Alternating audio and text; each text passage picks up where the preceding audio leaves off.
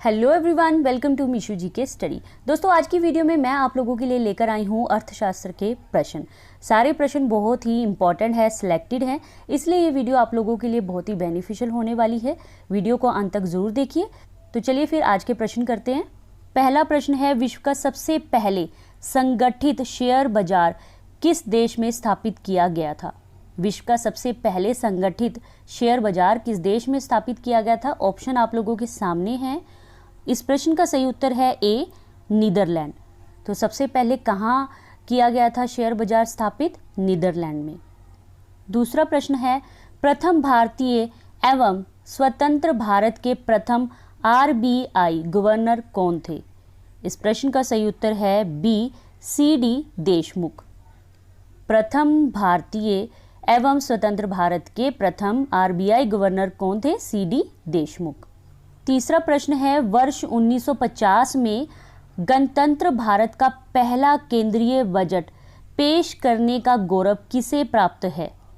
इस प्रश्न का सही उत्तर है ए, जॉन मथाई को। तो स्वतंत्र भारत में, या फिर ये कह लीजिए कि वर्ष 1950 में गणतंत्र भारत का पहला केंद्रीय बजट किसने पेश किया था? जॉन मथाई ने।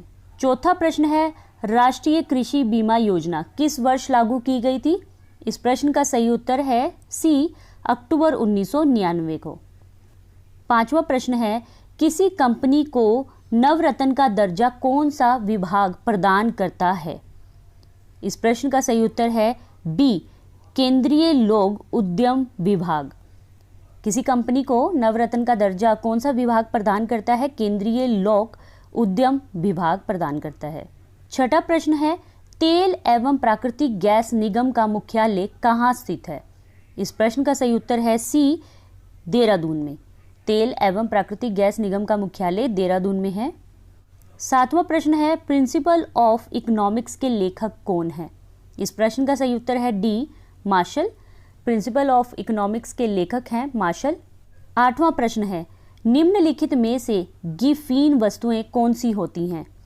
इस प्रश्न का सही उत्तर है बी, निम्न कोटि की वस्तुएं गिफिन वस्तुएं होती हैं। नौवां प्रश्न है, सर्वोदय योजना निम्नलिखित में से किसने प्रस्तुत की थी? कौन सी योजना? सर्वोदय योजना। इस प्रश्न का सही उत्तर है ए, जयप्रकाश नारायण ने। 10वां प्रश्न है, भारत में पाई जाने वाली बेरोजगारी की प्रमुख प्रकृति कौन सी है? इस प्रश्न का सही उत्तर है डी, संरचनात्मक बेरोजगारी भारत में पाई जाने वाली बेरोजगारी की प्रमुख प्रकृति है। 11वां प्रश्न है, राष्ट्रीय लेखा सांख्यिकी को क्या कहा जाता है?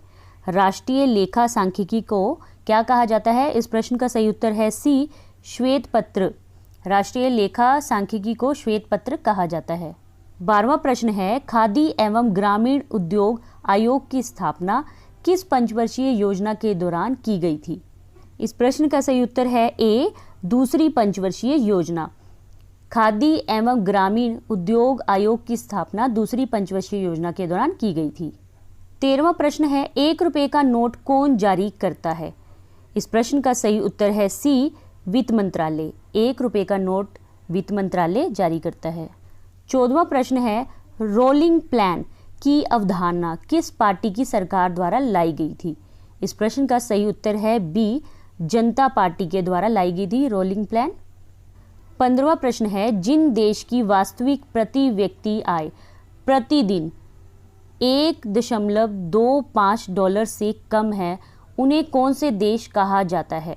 इस प्रश्न का सही उत्तर है डी, अल्प विकसित देश कहा जाता है, जिनकी प्रति व्यक्ति आय प्रतिदिन 1.25 डॉलर से कम होती है। 16वां प्रश्न है, निम्नलिखित में से कौन सा बैंक भारत का सबसे पुराना सार्वजनिक क्षेत्र का बैंक है? इस प्रश्न का सही उत्तर है सी, इलाहाबाद बैंक। 17वां प्रश्न है, कौन सी संस्था भारत में राजकोषीय नीति तैयार करती है? कौन सी संस्था भारत में राजकोषीय नीति तैयार करती है? इस प्रश्न का सही उत्तर है ए, वित्त मंत्रालय। 18वां प्रश्न है, विनियम प्रणाली की मुख्य विशेषता क्या है? विनियम प्रणाली की मुख्य विशेषता क्या है? इस प्रश्न का सही उत्तर है डी, दोहरी मांग की इच्छा। 19वां प्रश्न है, एनपीपी से क्या अभिप्राय है? इस प्रश्न का सही उत्तर है D, national population policy. NPP से क्या अभिप्राय है? National population policy. 20वां प्रश्न है, पहले भारतीय राज्य का नाम बताइए जिसके प्रत्येक परिवार में कम से कम एक सदस्य के पास बैंक खाता है। इस प्रश्न का सही उत्तर है डी, केरल में। 21वां प्रश्न है, पूर्ण रूप से जीएसटी की सिफारिश किसके द्वारा की गई थी? इस प्रश्न का सही उत्तर है बी, विजय केलकर टास्क फोर्स के द्वारा। 22वां प्रश्न है, आर्थिक राष्ट्रवाद के पथ प्रदर्शन के रूप में किसे याद किया जाता है? इस प्रश्न का सही उत्तर है बी, जी के गोखले। 23वां प्रश्न है, उस स्थिति को क्या कहते हैं जब सरकार सार्वजनिक व्यय और सार्वजनिक राजस्व के अंतर को नई मुद्रा छापकर पूरा करती है?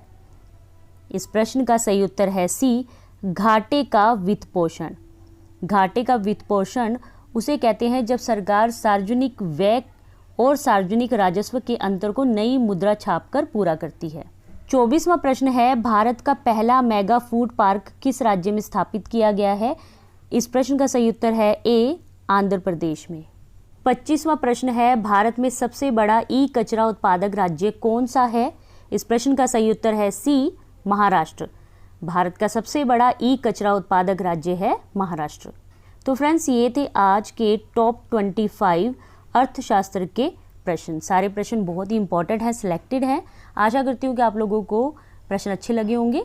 अगर आपको वीडियो अच्छी लगी है तो प्लीज़ इसे लाइक, शेयर और चैनल को सब्सक्राइब करना मत भूलिए। मिलेंगे नेक्स्ट वीडियो में।